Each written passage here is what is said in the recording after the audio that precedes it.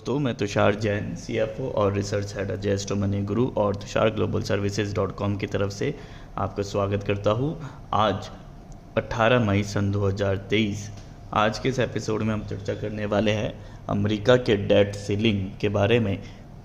क्या है वास्तव में ये अमेरिका की डेट सीलिंग, और यदि इसको बढ़ाया नहीं गया तो क्या इम्पैक्ट उसका इकोनॉमी पे पड़ सकता है। हाल ही में पिछले कई हफ्तों से लगातार अमेरिका के डेट सीलिंग के बारे में चर्चाएं हो रही है, चाहे वो एनालिस्ट्स द्वारा हो या फिर मीडिया द्वारा हो या फिर अंतर्राष्ट्रीय वेबसाइट्स द्वारा हो, और जिसके चलते ग्लोबल मार्केट्स में और स्पेशली अमेरिकी शेयर बाज़ार के अंदर एक वॉलेटिलिटी का माहौल देखने को मिल रहा है। तो क्या है ये डेट सीलिंग और क्या इसका प्रभाव पड़ सकता है यदि इसको बढ़ाया नहीं गया तो।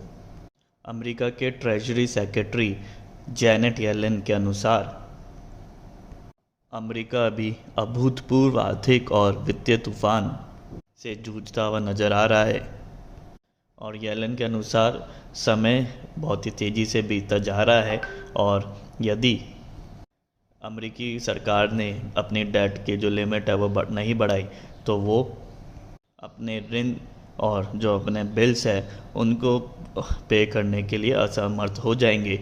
और इतिहास में पहली बार ऐसा होएगा कि अमेरिकी सरकार अपने बॉन्ड्स और बिल्स को पे ना कर पाए, जिसके चलते ग्लोबल स्टॉक मार्केट्स भी क्रैश हो सकते हैं और यूएस डॉलर यानी कि अमेरिकी डॉलर के ऊपर पूरे विश्व का भरोसा उठ सकता है।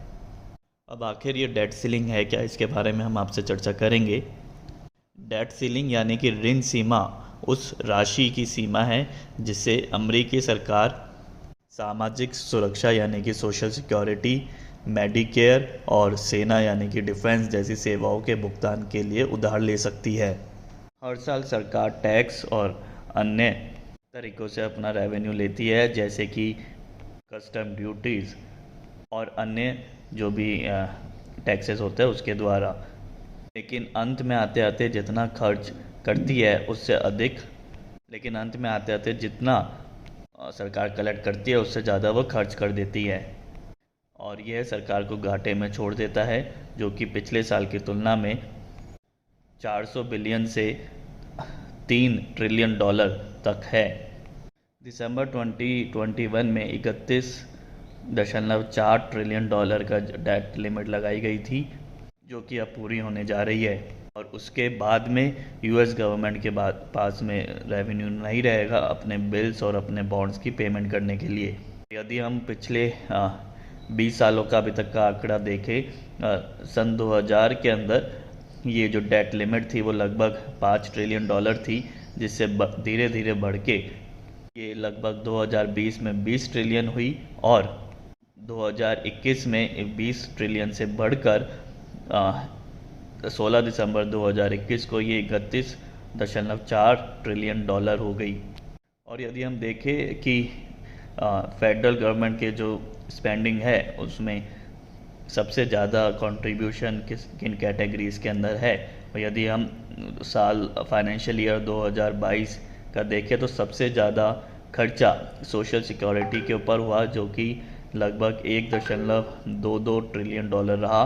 उसके बाद में हेल्थ, जो कि 914 बिलियन डॉलर रहा, income security 865 billion dollar, national defence 767 billion dollar. ऐसे ही करते करते जैसे कि आप स्क्रीन पे देख सकते हैं, ये टॉप 10 कैटेगरीज है जिनमें स्पेंडिंग सबसे ज़्यादा देखी गई है। और ये डेट सीलिंग को बढ़ाने की जो पावर है वो कांग्रेस के पास में रहती है अमेरिकी गवर्नमेंट के अंदर। तो अब ये देखने वाली बात होगी कि क्या यूएस गवर्नमेंट पुनः अपने डेट सीलिंग को बढ़ाएगी या फिर नहीं। हालांकि यदि हम पिछले कई सालों के इंसिडेंट्स देखें तो हमें ये देखने को मिलता है कि जो डेट सीलिंग है वो एंड मौके पर यूएस गवर्नमेंट द्वारा बढ़ाई जाती है, जब कोई और ऑप्शन नहीं देखने को मिलता, और जब तक लास्ट रिजॉर्ट नहीं होता तब तक वो असमंजस में ही रहती है। लेकिन जब कोई ऑप्शन नहीं बचता तो डेट सीलिंग बढ़ाने का के अलावा और कोई ऑप्शन यूएस गवर्नमेंट के पास में नहीं है। तो मुझे नहीं लगता कि ये डेट सीलिंग वो ना बढ़ाए, अभी तो यूएस गवर्नमेंट को डेट सीलिंग बढ़ानी ही पड़ेगी, या यदि वो अपने इकोनॉमिक क्रैश से बचना चाहते हैं तो ये था डेट सीलिंग के बारे में संक्षिप्त में और आसान भाषा में हमने प्रयास किया है आपको समझाने का।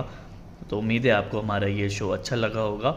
ऐसे ही इंटरेस्टिंग फैक्ट्स और कैपिटल मार्केट्स के अपडेट्स के लिए आप हमारे चैनल को सब्सक्राइब कर सकते हैं और आप देखते रहिए अ जेस्ट मनी गुरु।